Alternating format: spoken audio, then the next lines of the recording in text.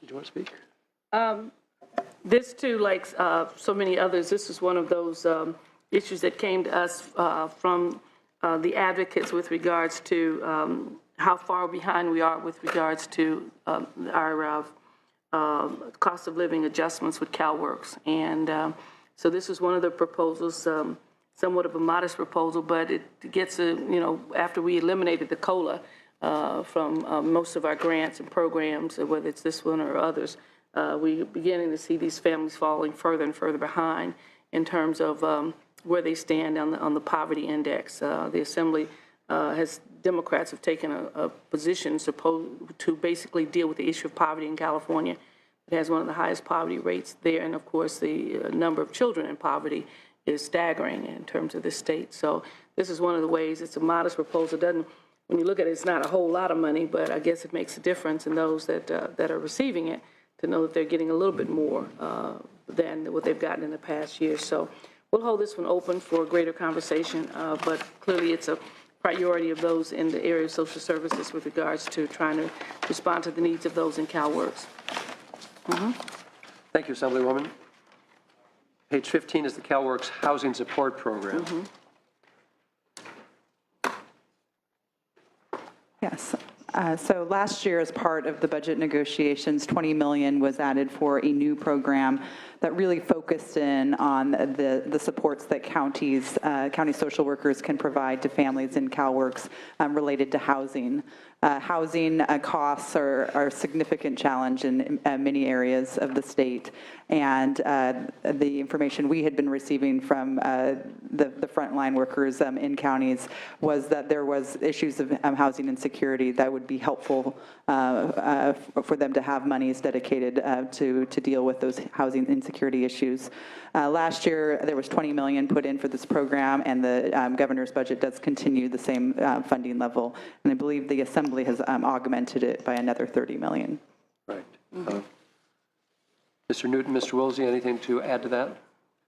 We don't have any position on this augmentation, but I'll just note that administrative data show that counties have very rapidly ramped up their implementation of this proposal, of this program over the past 6 or 7 months. I'm told that about 40 counties applied and 20 are participating. I believe that's accurate. Right, 42 counties. Clearly, the demand is very high, and I want to applaud the administration for initiating this in the 14 Budget Act. When we just stop to think of the kinds of challenges that our CalWORKs families are facing, and in our assistance to them, getting them into our workforce, and if that's what so much about what our debate around how we fund early care and education so that single parents can get off to work knowing that their children have quality programs to keep them out of trouble and safe while the parents off to work, that first and foremost, we've got to stabilize their housing. That without that piece, and I'm talking with our folks in San Francisco who've had great success with this, that, and like so many of our urban areas, we have an ongoing homeless population, but to keep families off the street and moving forward successfully in their lives, that the housing is such an important part of this. So I know that we'll be keeping this open as we talk about what our entire funding package for CalWORKs is going to look like, but I'm very sensitive to the unmet need there. So in San Francisco, we've housed about 94 families. We work with Hamilton Family, nonprofit that has the infrastructure to implement the program and make the best use of the funding. But there were 3 times as many families that we couldn't help as that we could. But that for those who did get the housing, their lives have stabilized, and they're in subsidized employment. The county subsidized employment programs, and people are moving forward successfully. So it's a great program if we can find the political will to move forward with it. Assemblyman Bloom. Thank you, Mr. Chair. couldn't say it any better, but I'll add a couple of comments and hopefully just embellish on what you've already stated. You know, the statistic that I often refer to is that California has 20% of the country's homeless, which is really outrageous. And just, you know, looking around the dais here, most of those homeless are in the cities that we represent, and nowhere is the problem more present than in Los Angeles County, where we have about 10% of the country's homeless. So these funds are badly needed. There's not enough funding for homeless services. There's certainly not enough for homeless housing, and every little increment we can add is a big deal to those folks who we can serve with those dollars. So I really just wanted to underscore how important this is. I would point out that this is one of the speaker's great priorities, and so we really want to follow up as much as possible on this item. I know it is on all of her work around housing and affordability. And just to get confirmation from you, Mr. Wilsey, this need not be an all or nothing situation. This is scalable. If we decided we didn't have the 30 million to augment, we could do anything up to it, for example. That's correct. All right. All right, good. Yes, Senator Nielsen. To the analyst, it's come to my attention that this pot of money, some $2 billion, the counties have underspent regularly, some $125 million. Is that an accurate that they have not spent the money that they could have spent, and they have considerable flexibility to spend it, I understand? I think you're referring to the employment services allocation that counties receive. In looking at administrative totals of the amounts that counties have spent relative to what was allocated, in the last 4 or 5 years, over the broader allocation of funding, which provides for child care, administration, employment services, the expenditure rate has been in the neighborhood of 92% or so. In 2013-14, the expenditure rate appears to have been lower. It's not entirely clear what the reason is there. We did significantly increase employment services funding in 2013-14 by adopting a higher cost per case estimate. The employment services funding can be used flexibly to serve welfare to work participants. However, there are some distinctions between that funding allocation and the housing services program. In many ways, the housing services program is more flexible, can be used to serve individuals that other funding streams are not available to serve, such as individuals that don't have an aided adult, cases that don't have an aided adult, or cases that are exempt from participating in welfare to work. Can these services, this flexibility that the counties have, can they then redirect some of these monies to housing? Is that within their flexibility? It's our understanding that Department of Social Services guidance does permit employment services funding to be used to provide housing services as long as it's on a short-term, meaning less than 4 months basis. The housing services program, as I mentioned, is somewhat more flexible and can provide services for longer periods of time in some cases. And how do they affect that? Through regulations? Are there regulations in effect that allow this and facilitate it? Or is it just policy, regulation, or is it an operation manual, department operation manual thing, or is there a formal regulation that balances them doing this? Or the policy interpretation I referred to is based on a state regulation. State? A regulation promulgated by the Department of Social Services. Okay, good. Very good. All right, thank you. Thank you, Senator Nielsen. That may be a consideration, would it not, though? Follow-up question, could that be changed, that regulation? Would that be helpful? It is in the legislature's purview to examine those regulations should it choose to. I just wish we could more. Too many agencies are getting around even the Office of Administrative Law, let alone the legislature with their regulations, and too many underground regs, but that's just an editorial comment. Thank you. All right, so this will be left open. page 16 is our CalWorks Welfare to Work 24-month clock delay. Governor has a proposal, Assembly had not, and then we had a counter proposal. Ms. Bosler. So actually, we didn't have any specific proposal here, but I believe the Senate there was some discrepancy between the new 24-month time clock for aided adults to get on a welfare to work program and meet the federal work participation rate.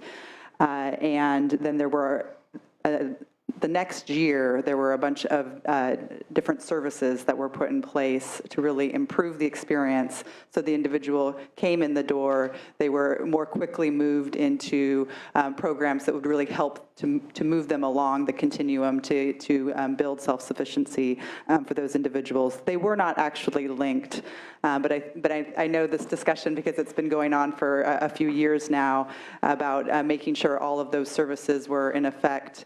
And that the individuals that were being moved that were coming to the end of their 2-year period on aid would get the benefit of a full 2 years of the implementation of these new enhanced services and engagement strategies.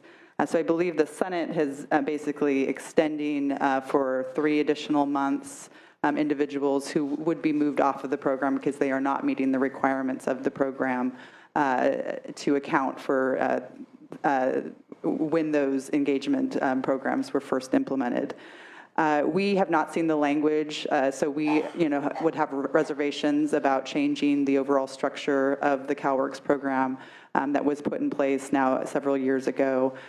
We think that the structure is a good one. We have the provision of many more services than when we were in the recession, and it was a very difficult time because we were not only being forced with cutting grants, but also cutting a lot of the services that are really integral to moving individuals into a self-sufficiency and work status. So we do not support the Senate's position, but we would be happy to look at language and understand better exactly the changes that are being requested.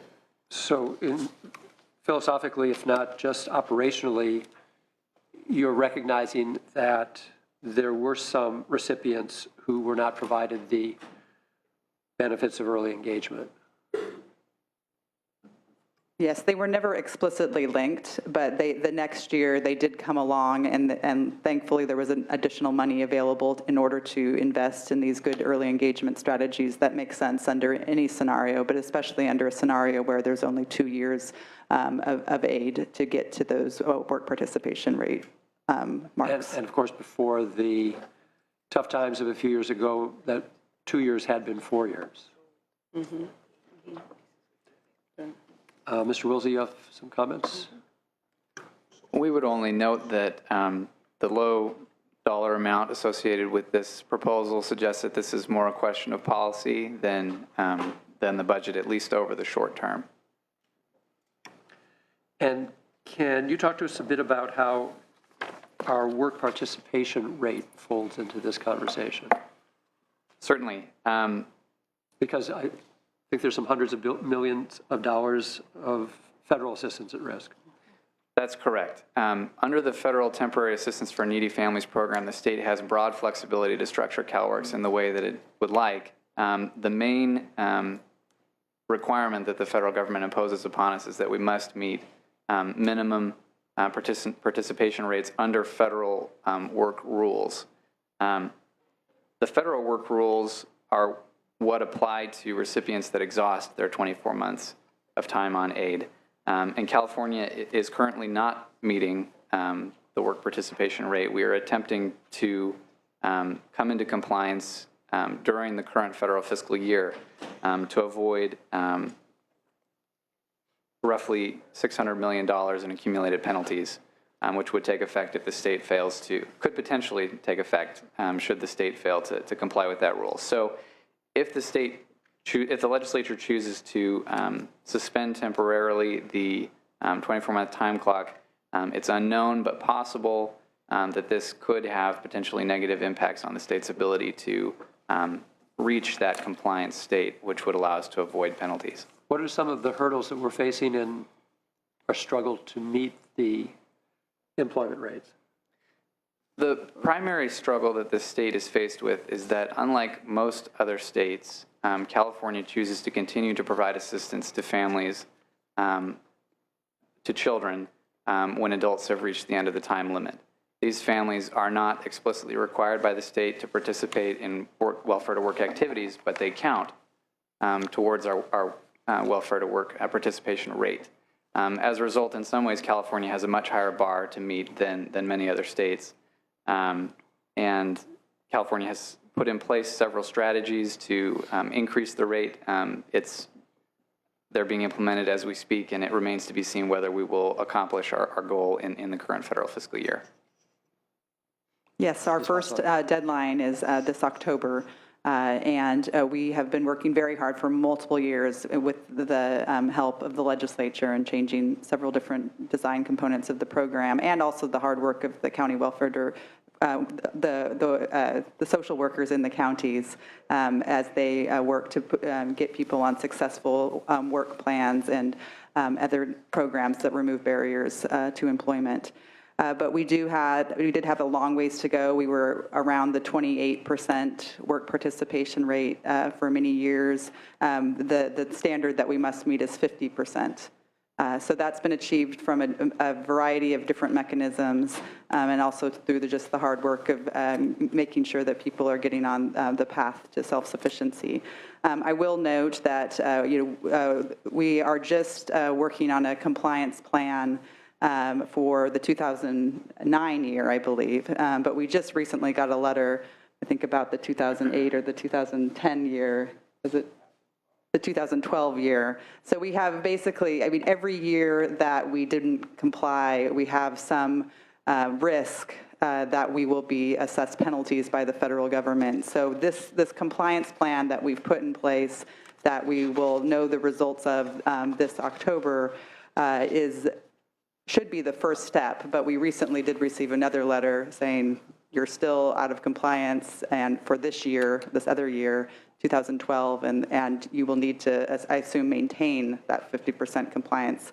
So that everything that we do, and I should have said this in my opening comments on this one, is really, we have to look at the lens of how that comports with the WPR, the work participation rate, because the feds have very strong rules about penalties if we are not in compliance with that.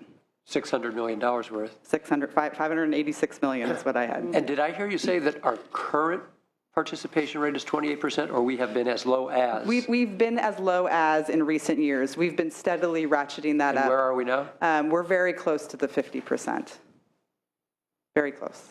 Right. Are we close to having the benefit early engagement program up and running?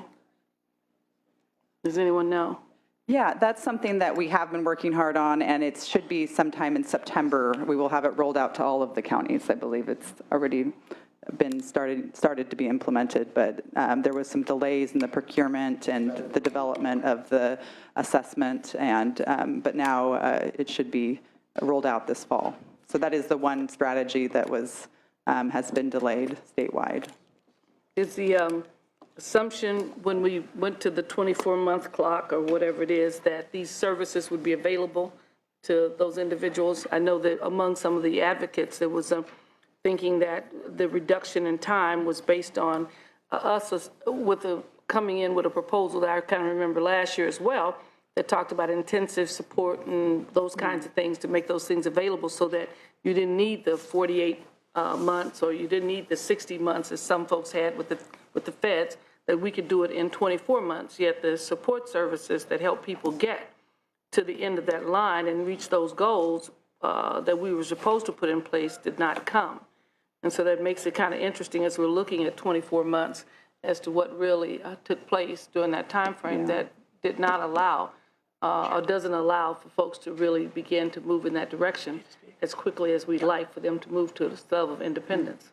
They were not ever directly linked, but think it was a natural progression that when you look and see what the new redesign program length is, what can you do to make those individuals that come onto the program more successful and exiting the program in a very positive direction as opposed to into a child-only case where they're not moving off of the program. So there was a lot of work done after. They were never linked specifically, but it was a natural progression that we wanted to do better in our early engagement strategies. That not just because of the 24-month time limit, but also because research shows that people are more successful when they're brought in early and moved along into work opportunities or into educational opportunities. Senator Nielsen. Well, it's a part of our usual business around here that budget deals are wrought, and that was a part of the plan to get us out of the problem situation, the 24-month clock. The minute we get to the 24-month clock, oh, well, we'll expend it. Doesn't make any difference. That's kind of a toothless strategy of attainment for the state. But I would argue, too, the federal government, have they ever levied this $500 million plus fine on the state of California ever? Or they just, that sounds like that's a toothless threat, too. We have never been levied the fine, but the compliance plan that we've put in place that we're currently implementing for October 1 deadline, it is the last step before a penalty is assessed. So there were several different stages of warnings, I would call them, from the federal government, and finally required a compliance plan to be put forward, which we have put forward to the federal government and we're currently implementing. What impact would extending this 24-month clock have on that sort of Damocles? Does that stop it just by virtue of, well, we've just moved the bar? So if we completely change the design of the program, it's hard to talk in hypotheticals. That it will have some impact on the WPR. This proposal before us, while we haven't seen the language, we're not sure if it would have a demonstrable effect, but it is something that we would be concerned about with any kind of change to the clock. Oh, I think we certainly should, indeed. And it would seem to me like, we've gone from 28 to just under 50, and that sounds like a victory. But only 50%, that seems a very pyrrhic or pathetic attempt at getting people into the workforce and prepared for it. Am I looking at that wrong? It's an interesting calculation. There's a lot of different factors that go into it that are not necessarily reflective of the success of the program.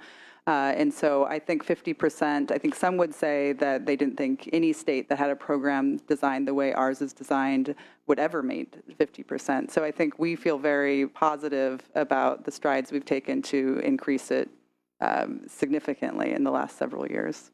Well, let me shed a little historic light on this. And Senator Alquist and Senator Vasconcellos were always very good about doing that. I was around for the GAIN program, which preceded CalWorks, along with Art Agnos and John Garamendi and a few others, and a fellow named George Dugmasian.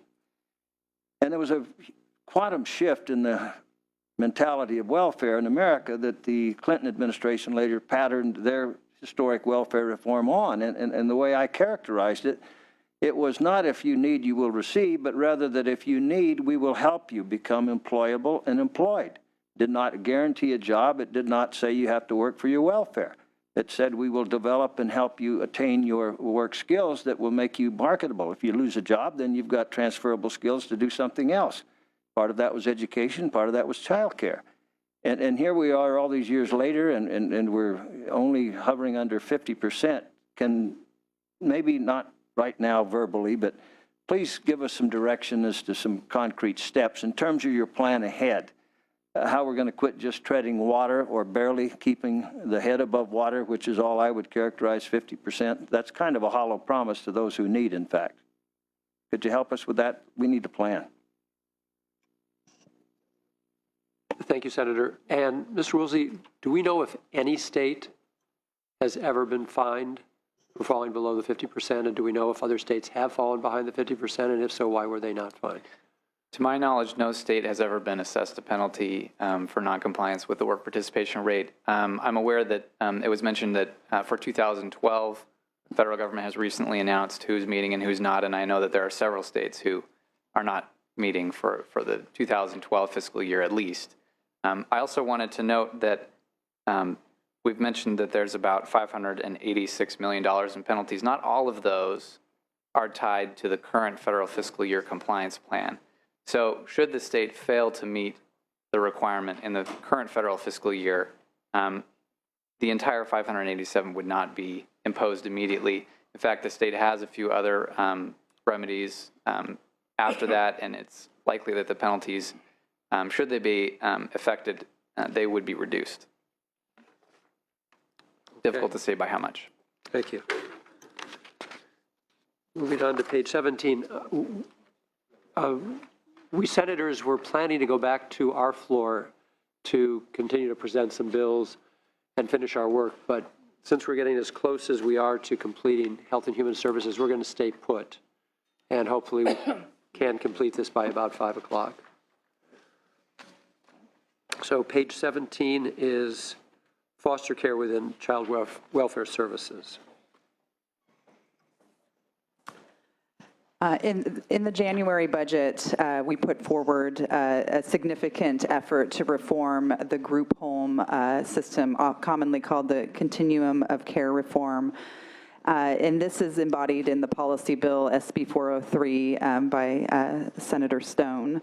With that very large transformation of the congregate care system was also a budget proposal of $10.8 million, including $7 million general fund to continue to start the implementation of the Continuum of Care Reform, and including additional investments in foster care recruitment and retention, as well as an increase in the foster family agency social worker rates by about 15%. The Senate approved the governor's proposal, and then the Assembly made several other augmentations to the foster care program, including building on our investments in foster care recruitment and retention, but by a significant increase, by $25 million additional. And do you have any opinion on the Senate trailer bill language?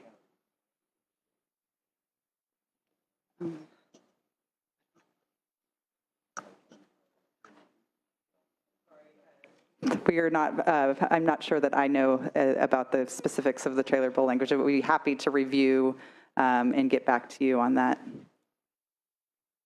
All right. It would have to do with additional detail and specifications for how funds for foster care, parent outreach, and recruitment and support will be used. But it's a placeholder at this point. Yeah, Mr. so Woolsey? we would be happy to review it and get back to you and continue to work with your staff on finding some But I common suspect ground. you don't support the $56 million general fund dollar augmentation. No, that is ongoing, and just continue to be concerned about supporting all of the different augmentations that have been made. Thank you. Mr. Woolsey? I'll just note briefly before allowing my colleague to make some comments. With respect to the Senate placeholder trailer bill language with respect to the county outreach, we agree that it would be good to have a little bit more parameters around how the county outreach for foster parents, how that funding would be used as proposed by the governor, since it is not very well defined at this time. Thank you. Ms. Bella? Thank you. I think we would just note that we're here to answer any questions you may have about the particulars of the proposals and estimates we've received from advocates about sort of number of people impacted in that type of information if the committee should desire. And would either of you like to go over the additional augmentations that the Assembly is proposing? Sure. So as your agenda indicates, both the Assembly and the Senate adopted where the governor started in January with the Senate's trailer bill language, and then the Assembly did $56 million of various investments in the foster care system, the first being $25 million for an additional recruitment and retention beyond that which the governor provided. Another $20 million for the Transitional Housing Plus program, and that's an existing program. It's currently in 46 counties, so this would be an additional $20 million for that effort, and expanded also to homeless youth. They also provided nearly $7 million for the Bringing Families Home project, which is a project, it would be a pilot project that would put up funding for counties that were interested in matching that funding and providing housing supports for child welfare service-involved families. And they also provided $3.25 million for the Federal Strengthening Families Act. And just one point of clarification here, it's not that the Senate is not funding the Strengthening Families Act, it's that the action was to use existing funding in the what is called the Commercially Sexually Exploited Children's Program to fund the Strengthening Families Act, whereas the Assembly augmented and provided $3.25 million to address some concerns from the counties and that the committee heard related to whether or not that money for the Commercially Sexually Exploited Children Program was appropriate to use for this new federal mandate. Thank you, Ms. Bello. So clearly, again, great unmet needs, something we'll be continuing to talk about in the days ahead.